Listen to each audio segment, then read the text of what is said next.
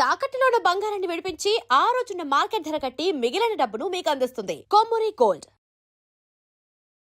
నమస్కారం గురువు గారు. శ్రీమాత్రే నమః. కర్కాటక రాశి వారు లలితా సహస్రనామాల్లో ఏ నామాన్ని జపించడం వల్ల శుభ ఫలితాలు చూస్తారంటారు? అంటే ఒక్కొక్క రాశికి ఒక్కో స్పెషాలిటీ ఉంటుందండి. కర్కాటకం వారి యొక్క తత్వం తెలుసుకొని మనం ముందుకు వెళ్దాము. వీళ్ళది కొంచెం ఎమోషనల్ తత్వం ఎక్కువ, ప్రతి మనసుకు తీసుకుంటారు. అలాగే వీళ్ళకి మదర్లీ నేచర్ ఎక్కువ. అంటే మనం ఎగ్జాంపుల్ కర్కాటక రాశి లేదా కర్కాటక లగ్నం ఉన్న వ్యక్తి ఇంటికి వెళ్ళాం, కొంచెం అన్నీ తల్లి ఎలా చూసుకుంటుంది మనిషిని, నువ్వు తిన్నావా లేదా, లేకపోతే ఇంటి పక్క చిక్కిపోయావు అంటే ఫుడ్ మీద వాళ్ళ సెక్యూరిటీ మీద ఎక్కువ చూపిస్తుంటారు, పక్క వాళ్ళ పట్ల కూడా. ఆ మదర్లీ నేచర్ వీళ్ళకి ఇన్బిల్ట్గా ఉంటూ ఉంటుంది. అలాగే వీళ్ళకి అలర్ట్నెస్ కూడా ఎక్కువగా ఉంటుంది. కర్కాటకం ఎలా ఉంటుందండి, ఇలా ఎటైనా వెళ్ళగలుగుతుంది, అక్కడిక్కడ గొయ్యి తీసుకొని టక్కన లోపలికి వెళ్ళిపోద్ది, తెలుసు కదా. అవును. అలాంటి స్పెసిఫికేషన్స్ కర్కాటకానికి ఎలా అయితే ఆ యొక్క తత్వాలు ఉంటాయి, మనిషికి కూడా అలా ఉంటాయి చెప్పాలంటే. అయితే వీళ్ళు ఎక్కువగా మీరు ఎప్పుడైనా చూడండి, పార్వతీ పరమేశ్వరుల యొక్క పటంలో కుమారస్వామి గణపతి కూడా ఉంటారు చూసారా. అటువంటి పటాన్ని పెట్టుకొని శివుని యొక్క స్తోత్రాలు పూర్తి లలిత సహస్రనామాలు చేస్తే చాలా మంచిది వీరికి. లేదు అలా కాదు, సుబ్రహ్మణ్యేశ్వర స్వామితో కలిసిన కొన్ని ఉంటాయి ప్రత్యేకంగా, అలా అయినా చేసుకోవచ్చు. అయితే వీళ్ళు మాత్రం పార్వతీ పరమేశ్వరులు అండ్ గణపతి సుబ్రహ్మణ్య స్వామి సమేతంగా ఉండేటువంటి పటానికి పూజించుకోవడం అనేటువంటిది మంచిది. వీళ్ళు ఎక్కువగా కామన్గా కూడా మనకి సుబ్రహ్మణ్య స్వామి క్షేత్రాలు ఉంటాయి కదా, అవును, అలాంటి వాటికి వెళ్ళడం కూడా చాలా మంచిది చెప్పాలంటే వీరికి. వీళ్ళు యాక్చువల్గా కర్కాటకం వారు కాళీ అమ్మవారి క్షేత్రాలకి సుబ్రహ్మణ్య స్వామి క్షేత్రాలకు వెళ్ళొచ్చు. కాకపోతే పూజించేటప్పుడు మంత్రం చేసేటప్పుడు మాత్రం ఈ నామాలు పూర్తిగా చదువుతూ ఆ పటానికి చేసుకోవడం వల్ల ఇంకా మంచి ఫలితాలు వస్తాయి వీరికి. అంటే ఎలా అంటే ఇప్పుడు చూడండి, ఒక మనిషికి పలానా వైటమిన్స్ తగ్గాయి, విటమిన్ సి తగ్గింది, B12 తగ్గింది అని అంటాం. అప్పుడు 2-3 కలిసి తీసుకుంటారు లేదా వాళ్ళు, అవును, ఆ కాంబినేషన్స్ని బట్టి తీసుకుంటారు కదా. ఇది కూడా అంతే చెప్పాలంటే. అయితే సుబ్రహ్మణ్యేశ్వర స్వామి ఆరాధన చేసేవాళ్ళు ప్రత్యేకంగా మీ దగ్గర కనుక ఇందాక మనం చెప్పుకున్నట్టుగా విగ్రహాలు ఉంటే అభిషేకం చేయడం ఇంకా మంచిది. కర్కాటకము అంటేనే జల సంబంధించినటువంటిది. జల సంబంధించిన తత్వంతో వీళ్ళు ఎప్పుడైతే అభిషేకం చేస్తారో వీళ్ళ పూర్వజన్మ కర్మ అనేటువంటిది చాలా అంటే చాలా మటుకు తగ్గుతుంది. ఇంకొకటి ఏంటంటే మెయిన్గా వీళ్ళ లైఫ్లో అంటే కర్కాటకం వారి యొక్క లైఫ్లో శుక్ర ప్రభావం ఎక్కువగా ఉంటుందండి. అందుకని అమ్మవారికి పూజ చేసిన ప్రతిసారి కూడా తీపి పదార్థాన్ని ప్రత్యేకంగా నైవేద్యం పెట్టాలి. తీపి పదార్థాన్ని పెట్టి ఆ తీపి పదార్థాన్ని అందరికీ పంచి పెట్టాలి. కేవలం మీరు ఒక్కరే తింటే దాని ఫలితం ఉండదు. ప్రసాదము అంటే మీతో పాటు నలుగురికి పంచిపెట్టేది ప్రసాదం. మీరందరూ మీరు తింటే అది అన్నమే అవుతుంది అంతే. కాబట్టి నలుగురికి పంచిపెట్టి వీళ్ళంతా ఇంత ప్రసాదం ఇచ్చినా చాలు. అప్పుడు ఏమవుతుందంటే శుక్ర ప్రభావం తగ్గుతుందండి వీళ్ళకి. అంటే ప్రత్యేకంగా పాయసనం పెట్టాము, లేకపోతే గూడాన్నం పెట్టాము కదా, అవును, అవి వాటిని పంచడం వల్ల వీళ్ళకి మంచి ఫలితాలు ఉంటాయి. అలాగే ఇంకొకటి ఏంటంటే అమ్మవారికి కొంతమంది చూడండి, కొంతమంది పేరెంటాలుగా వెళ్ళినప్పుడు పువ్వులు కూడా ఇస్తుంటారు, జాకెట్ బట్ట పువ్వులు ఇట్లాంటి గాజులు అన్నీ ఇస్తూ ఉంటారు. అందులో ప్రత్యేకంగా ఏదైనా ఇప్పుడు మనకు చూడండి అమావాస్యలు పౌర్ణమిలో ఉన్నప్పుడు టోటల్ లలితా సహస్రనామాలు సామూహికంగా చేస్తూ ఉంటారు. అలా సామూహికంగా చేసినటువంటి వారు ప్రత్యేకంగా స్త్రీలకి ఎర్రటి గాజులు, పుష్పాలు, ఎర్రటి లేదా పసుపు రంగు వస్త్రము వీటిని కనుక ఇచ్చినట్లయితే మీరే చూస్తారు వీళ్ళ లైఫ్ అక్కడి నుంచి ఎలా ఉంటుందని. సో శ్లోకం సార్, శ్లోకం అనేటువంటి చెప్పానుగా, మొత్తం లలిత చేసుకోవాలి వీళ్ళు. అంతే, మొత్తం లలిత చేసుకోవడం సాధ్యమయ్యే పని అంటారా? చేసుకోవచ్చు, ఏముంది, రోజుకు ఒక నామం చేసుకున్నా సరిపోతుంది. అంటే వీళ్ళ దీనికి కొంచెం అవసరం అన్నమాట అది. ఎందుకంటే శుక్రుడు పాపయ్యాడు కదా వీళ్ళకి, చతుర్థ లాభాధిపతి అయిన శుక్రుడు బాధకుడు ఈ జాతకానికి. మరి శుక్రుడికి అధిష్టాన దేవత అమ్మవారు. అంటే ఏమిటి, టోటల్ లలిత చేస్తే కానీ మీకు ఇక్కడ ఫలించదు. అందుకే ప్రత్యేకంగా కుమారస్వామి సమేతంగా ఉండేటువంటి పటం పెట్టుకోండి అని చెప్తున్నా. అది ఇంటర్లింక్ ఉంటుంది దానికి అట్లా. సార్ ఇక్కడ చిన్న సందేహం, పేరుతో చూసుకుంటే ఒక రాశి వస్తుంది, జన్మజాతకం చూసుకుంటే ఒక రాశి వస్తుంది, దేని ప్రధానంగా తీసుకొని ఇది చేయాలంటారు? జన్మజాతకమేనండి. మీరు డేట్ ఆఫ్ బర్త్ ఉంటే డేట్ ఆఫ్ బర్త్కే ఫస్ట్ ప్రిఫరెన్స్ ఇవ్వాలి. పేరుతో చూసేది కేవలం 5-10% మాత్రమే పనిచేస్తుంది. జన్మజాతకాన్ని 100% పనిచేస్తుంది. చాలా మంది తెలియక జాతకాలు పడట్లేదంటే పేర్లు మారుస్తారు, అది కూడా కరెక్ట్ కాదు. పేరు మారితే నీ మొత్తం జాతకం మారిపోయేటట్టు ఇంకేమి, అంతే కదా మరి. సో ఏదైనా వ్యక్తిగత జాతకం ఇంపార్టెంట్ అంటారు. సార్ ఏది ఏమైనప్పటికీ కూడా ఖచ్చితంగా అందరికీ వ్యక్తిగత జాతకం ఇంపార్టెంట్. వ్యక్తిగత జాతకం ఆధారంగానే ఈ రాశి ఫలాలు కానివ్వండి, జాతకం లేని వారు కూడా ఏం చేసుకోవాలంటారు? చాలామందికి జాతకాలు ఉండవు. కొంతమంది పూర్వం కొంతమంది రాస్తారు, కొంతమంది రాయరు.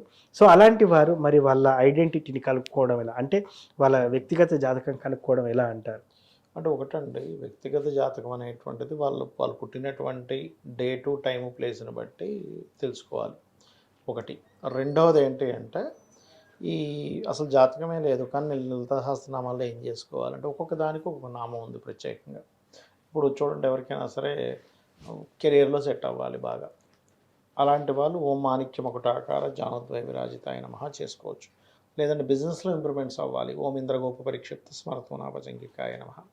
ఈ ఇంద్రగోప పరిక్షిప్త నామం ఏదైతే ఉందో వాళ్ళ లైఫ్లో, అంటే వాళ్ళ జాతకంలో 11th హౌస్ పాడైంది అనుకోండి, ఇది చేసుకోవడం ద్వారా హ్యాపీనెస్ అనేది పెరుగుతుంది, సక్సెస్ రేట్ అనేటువంటిది పెరుగుతుంది.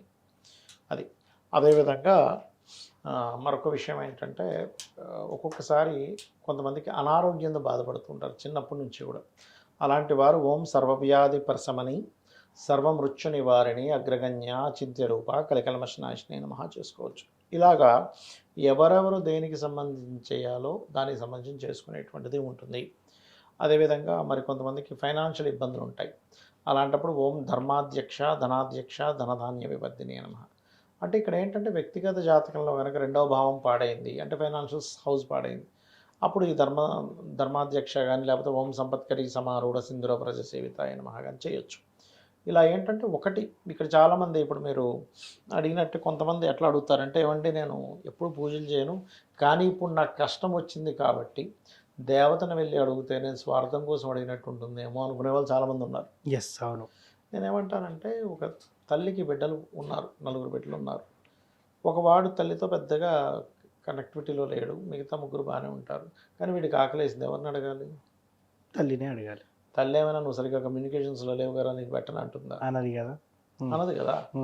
అందుకని తల్లిని అడగడంలో తప్పు లేదు. అయితే నువ్వు అడిగేటువంటి దానిలో ధర్మబద్ధమైంది అయి ఉండాలి ఆ కోరిక. పక్కవాడికి పోవాలి, జాబ్ పోవాలి, ఆ జాబ్ నాకు రావాలంటే ధర్మబద్ధం కాదు. అంతే కదా. నేను పడుతున్నటువంటి కష్టానికి నాకు మంచి ఉద్యోగం ఇవ్వు, అది ధర్మబద్ధం.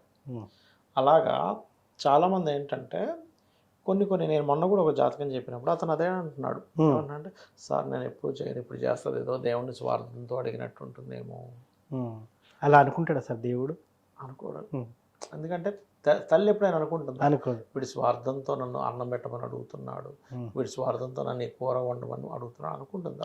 ఆనందంగా పెడుతుంది. ఇంకా అవును, అరే ఇంకో ముద్ద వేసుకోరా అని పెడుతుంది. అలాగే భగవంతుడు కూడా నీ యొక్క కోరిక కనుక ధర్మబద్ధమైంది అయితే ఆనందంగా ఇస్తాడు, నీ కోరిక ధర్మబద్ధమైంది కాకపోతే ఇప్పుడు అనడానికి రామాయణంలో ఒక వృత్తాంతం కూడా ఉంటుంది. ఒకసారి బ్రహ్మగారు అంటే మన ఈ రావణాసురుడు, మన శూర్పణఖ, అదేవిధంగా మన రావణాసురుడు యొక్క తమ్ముడు కుంభకర్ణుడు, సుగ్రీవుడు, వీళ్ళ 4 బ్రహ్మ కోసం తపస్సు చేస్తూ ఉంటారు. బ్రహ్మగారు ప్రత్యక్షం అవుతారు. ప్రత్యక్షమే శూర్పణఖ ఏదో కావాలంటే ఇచ్చేస్తారు. దాని తర్వాత రావణాసురుడి దగ్గరికి వస్తాడు. రావణాసురుడి దగ్గరికి వస్తే రావణాసురుడు నాకు పలానా అది కావాలి, ఇది కావాలి, నేను ఎప్పుడు బతికే ఉండాలంటే అది ఇవ్వడం కుదరదు అంటాడు. ఎగ్జంప్షన్ అంటే మనుష్యుల చేతిలోని లేకపోతే వానరుల చేతులు తప్ప మిగతా అన్ని కోరుకుంటాడు. అందుకే నారాయణుడే మనుష్య రూపం దాల్చి చంపేశాడు రాముడి రూపంలో. ఇక సుగ్రీవుడి దగ్గరికి వెళ్ళినప్పుడు సుగ్రీవుడు ఏం చెప్తాడంటే, నేను ఉన్నంతకాలము, జీవించినంతకాలము ధర్మాన్ని నేను తప్పకుండా చూడు స్వామి అని అడుగుతాడు. అప్పుడు బ్రహ్మగారు మెచ్చుకొని చిరంజీవత్వం ఇస్తాడు. ఇక్కడ రావణాసుడు అడిగినా ఇవ్వడు, అలా ఇవ్వకూడదు అంటాడు, కానీ ఇక్కడ ఇస్తాడంటే దాని అర్థం ఏంటి? ధర్మానికి ముడిపడి ఉంటే, నువ్వు ధర్మంతో కనెక్ట్ అయి ఉంటే భగవంతుడు మెచ్చి నీకు ఇస్తాడు. మరలా ఇక్కడ కుంభకర్ణుడి దగ్గరికి వెళ్తుండేసరికి దేవతలందరూ వచ్చి బ్రహ్మను పట్టుకుంటారు. అయినా వాడు ఇప్పటికే మేము చచ్చిపోతున్నాం, వాడు బాడీకి అది, మీరు మళ్ళీ వరాలు ఇస్తే ఇంక మేము ఇంక భరించలేము, ఏదో ఒకటి చేయండి అంటే నన్ను ఏం చేయమంటారు?